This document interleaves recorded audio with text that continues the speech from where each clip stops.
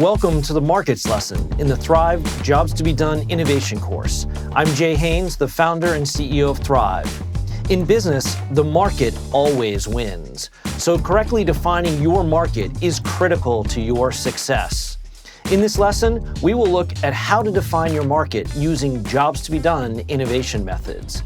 If you are on a product, marketing, or sales team, your success depends on satisfying customer needs better than competitors in your market.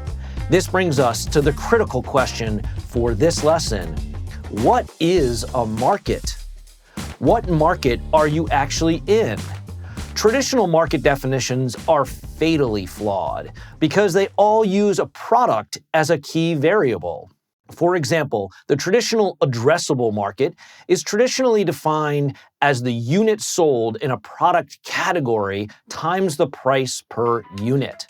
And the serviceable market is the units of a product type times the price per unit. All of these definitions are flawed because all products change over time. If you define your market using a product, for example, the iPod market, you are trying to hit a moving target. Product-defined markets lead directly to failure. As we saw in an earlier lesson, BlackBerry thought there was a market for keyboard devices, and they lost $50 billion in equity value. Britannica thought there was a market for encyclopedias, and they lost almost 100% of their sales in just 6 years. Kodak thought there was a market for film and went from $30 billion to bankruptcy. Companies fail when they define their markets based on their products. Product focus ironically leads your team directly to failure. And today, technology enables products to change at a rapidly accelerating rate.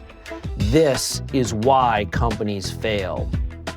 40% of the Fortune 500 will no longer exist in just 10 years because their products will be obsolete. Jobs theory shows that your customers are not buying your product. They are hiring your product to get a job done. This means that your customers will fire your product when a new product helps them get their job done faster and more accurately. This is why Apple, Google, and Facebook became 3 of the most valuable companies in history in the exact same markets as BlackBerry, Britannica, and Kodak. The core idea of defining your market based on your customer's job to be done dates back to the 1960s and Professor Theodore Levitt. His famous Harvard Business article examined why industries repeatedly failed to identify new growth opportunities and competitive threats when products changed.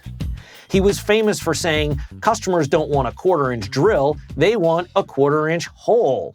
In other words, your customers don't want your products, they want to get their job done. This concept is true in any market, including yours. For example, consumers don't want records, CDs, or iPods. I'm old enough that I even owned 8-track tapes in the 1970s. In this market, we all fired our old products, not because we wanted to get rid of our record collections, but because the job is to create a mood with music.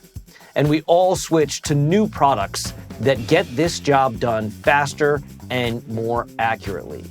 This happens in every market because your customer's job is your true market. In 2006, Microsoft made the fatal mistake of thinking there was a huge iPod market. With all their enormous resources, they created an iPod competitor called the Zune, which they launched right when the iPod was becoming obsolete and its sales were falling off a cliff. Don't make this same mistake. Products change, but your customer's job to be done is a stable target for your team to hit. This is an important concept to remember. Your market opportunity might be bigger than you think if you define your market using your customer's job. We will look at market sizing in the next lesson. We have seen how you can define your market using your customer's job with examples in consumer markets. But the idea that your customers are not buying your product, they are hiring your product to get a job done, is true in business markets as well. For example, CIOs don't want blockchain or web, which are product technologies. They want to obtain insights from data, which is a job to be done. Similarly, salespeople don't want CRM software. They want to acquire customers. This is their job to be done. It is their goal, independent of the products they use. And jobs theory works in medical markets as well. As we saw in an earlier lesson, patients don't want syringes. They want to obtain a blood sample to diagnose their health. This is a medical job to be done. Because products always change, very soon you will likely never have to have another needle painfully inserted into your arm to obtain a blood sample. Similarly, surgeons don't want stents or angioplasty balloons, which are medical products. They want to restore artery blood flow. This is another job to be done. You should redefine your market using your customer's job. So let's look at how you can identify and define your customer's job to be done. In other words, your market. How do you even know what your customer's job even is? It is important for your team to identify the 3 different types of customer jobs in your market. The first type of job is the customer's functional job. This is the main goal customers are trying to achieve, independent of any products or solutions they may be using today. The second type of jobs are emotional jobs. Customers are, of course, real people with real human emotions. Emotional jobs are personal, how customers want to feel about themselves. And social. Social jobs are how customers want to be perceived by others. And your customers have consumption jobs. Consumption jobs relate to using a solution to get a functional job done. Consumption jobs include interfacing with a product, learning to use a product, purchasing it, maintaining and repairing it. All 3 types of jobs are important to analyze because helping your customer get these jobs done better than your competitors is what creates the best customer experience with your product. Let's look at some examples of how these jobs work together in consumer, business, and medical markets. In a consumer market, new parents need to get a baby to sleep through the night. This is a functional job. As new parents try to get a baby to sleep through the night, they feel emotions, including feeling anxious about being a good parent. Avoiding anxiety is an emotional job. And parents need to purchase solutions to get a baby to sleep through the night, like swaddle blankets, bedding, and nighttime diapers. Your goal as a product marketing and sales team is to satisfy unmet needs in all 3 types of your customers' jobs. We will explain unmet needs in much more detail in another lesson. Let's look at a few more examples of function, emotion, and consumption. As we saw in a previous lesson, the job to be done in this market is to get to a destination on time. This is the functional job that defines the market. As people execute this job, they want to avoid feeling anxious about being perceived as unprofessional by being late to a meeting. A consumption job in this market is to interface with a product while traveling. If your customer cannot easily interface with your product, they won't be able to get their functional job done. Business markets have functional, emotional, and consumption jobs as well. As we saw before, salespeople need to acquire new customers. This is the functional job, the goal salespeople need to achieve. Salespeople have emotional jobs, including being perceived as valuable to their team. And they have consumption jobs, including maintaining current prospect information. The function, emotion, and consumption pattern works in medical markets as well. As we saw, patients need to obtain a blood sample. This is a functional job in a medical market. Patients want to reduce their anxiety about the procedure, which is an emotional job. and patients may have to learn to use a new medical device like a microneedle array. This is a consumption job related to using a product. All three job types are important to analyze because they determine your customer's experience with your product. But defining your customer's functional job correctly is critical because your customer's functional job is your market. Let's look at how you can identify and define your customer's functional job. Defining your customer's job at the right level of abstraction is critical to ensuring that the theory is useful. Companies often struggle to define what their customer's job even is. A functional job has three elements. First, it is a goal that your customer is trying to achieve. Remember, a job and your market is not your job.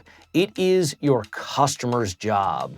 It is your customer's goal and the problem they need you to solve. Second, a functional job has an action verb and an object. And third, a job cannot contain any mention of a solution, a product, a service, or a technology. Let's look at a consumer example. A consumer might say, I need to play MP3s. Is this a job? Is it therefore a market? Let's use our three criteria to find out. First, is this a goal? Yes, this is something consumers want to do. Second, does it have an action verb? Yes, play. And does the action verb have an object? Yes, it does. MP3s. So is this a job? Is it a market? This is not a functional job because it contains a solution, MP3s. MP3s are a product format, which makes this an unstable definition of a market. And since formats, like all technologies and products, change over time, Play MP3s is not a good definition of a market. As we saw before, the job is to create a mood with music. This is a stable definition because people have been creating a mood with music forever. Let's look at another example in a business market. Businesses use software to run their companies, and they need to install software. Is this a job to be done? Is this a market? Let's use our tests. Businesses do install enterprise software, so it is a goal. It also has an action verb and an object. However, note that install is a consumption job.